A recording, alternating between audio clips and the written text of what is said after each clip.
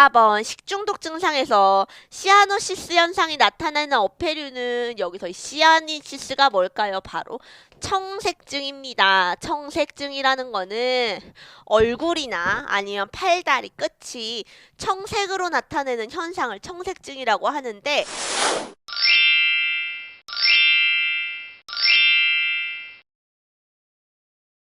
자, 우리 손끝, 발끝이 빨갛게 나타나는 이유가 뭘까요?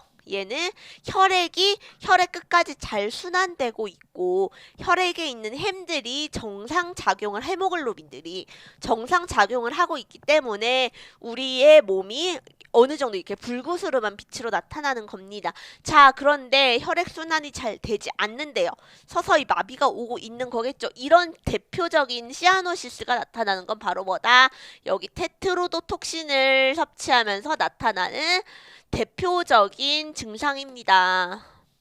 자, 테트로도톡신 뭐예요? 바로 대표적인 복어독이죠. 어디에 많이 있죠?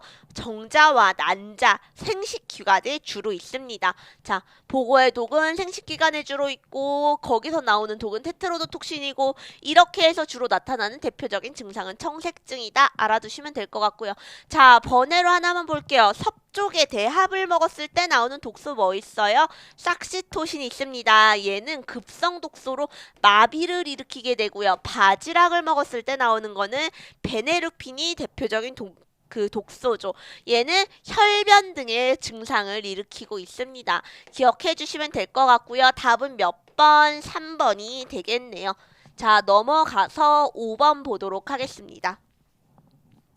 자, 5번 황색 포도상규균 검사 방법에 대한 설명으로 틀린 것은, 자, 병원성 미생물 검사 방법 대략적으로 보시면은 다 동일한 루트예요. 그러니까 한번 보고 넘어갈게요. 처음에는 일단 병원성 미생물을 배양을 하려면 증균 과정을 거치고요. 그 다음에 분리 과정을 거치고, 그 다음에 확인 시험을 하게 됩니다. 그 다음에는 이 확인된 균주의 이런 혈청 같은 각각의 특징에 따라서 혈청 배양 등을 진행을 해주게 되겠죠. 여기 증균 분리 확인까지가 동일하게 진행되는 과정이라고 보시면 돼요.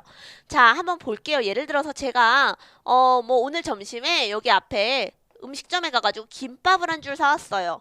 이거 4시간을 상온에다 올려놨더니 여기 왠지 병원성 미생물이 있을 것 같아. 그래서 얘를 검사해 보려고 그래요. 자, 근데 김밥의 전체 미생물 균수를 예를 들어서 10의 4승에서 5승 정도 존재한다고 합시다.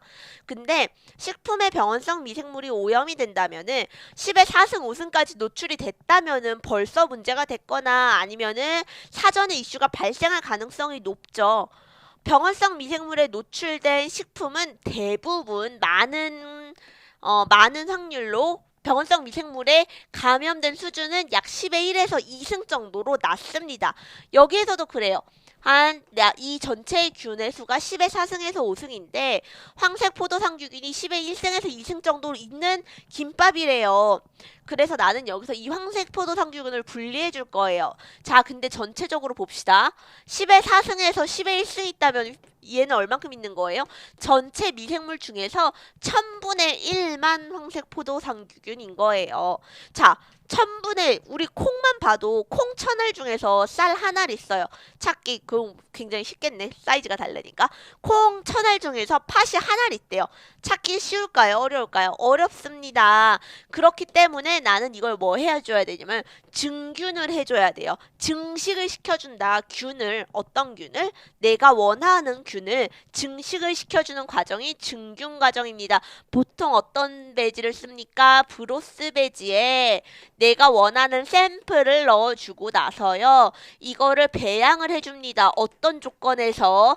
내가 원하는 균이 잘 자라는 조건에서. 자, 그래서 황색 포도성균이 잘 자라는 조건은 요 조건이에요. 35에서 37도. 그렇기 때문에 온도는 다 맞습니다. 자, 이렇게 해서 배양을 해줘요. 근데 이거 아무 배지나 사용을 해주면은 얘도 잘 자라고 얘도 잘 자라면 안 되겠죠. 나는 이 1000분에 999는 말고 얘는 잘 안 자라는데 이 1000분의 1만 잘 자라는 조건을 만들어주고 싶어요. 그렇기 때문에 황색 포도상균 선택 배지에다가 배양을 해주시면 됩니다. 자, 이렇게 자랐어요. 그러면은 얘가 좀 막 늘어났겠죠. 1000분의 1이 나는 증균을 시켜줬더니 한 1000분의 뭐 20까지, 200까지 늘어났대요. 그럼 그 다음에는 얘를 또 한 번 분리를 해줍니다. 이것도 분리 배지를 사용을 해줍니다. 자, 이거는 보통은 아가 배지를 사용을 해줘요. 아가 배지에 여기에 있는 증균 배양된 균을 뭐 분주를 해주거나 아니면 이렇게 스트레킹을 해주면은 황색 포도상균은 어떻대요? 검정색의 불투명 환이 있는 그 콜로니가 나타난대요. 여기에 까만색 콜로니에 불투명 환이 있는 콜로니가 나타나면 우린 그걸 뭘로 봐준다? 우선은 황색 포도상균이라고 예상을 해주자라는 겁니다. 어떤 배지에 근데 이거 아무 배지나 쓴다고 다 이렇게 까만 환 나타날까요? 아니죠. 얘 선택 배지를 사용을 해줘야 되고요. 이 황색 포도상균의 선택 배지는 바로 BPA 배지입니다. 기억해 주시면 될 것 같아요. 자, 넘어가서 확인 시험을 해줘야 돼요. 얘가 맞는지 아닌지. 이 확인 시험을 해줄 때는 보통 자, 증균에서 분리했어요. 그러면은 황색 포도상균이 바로 뭐죠?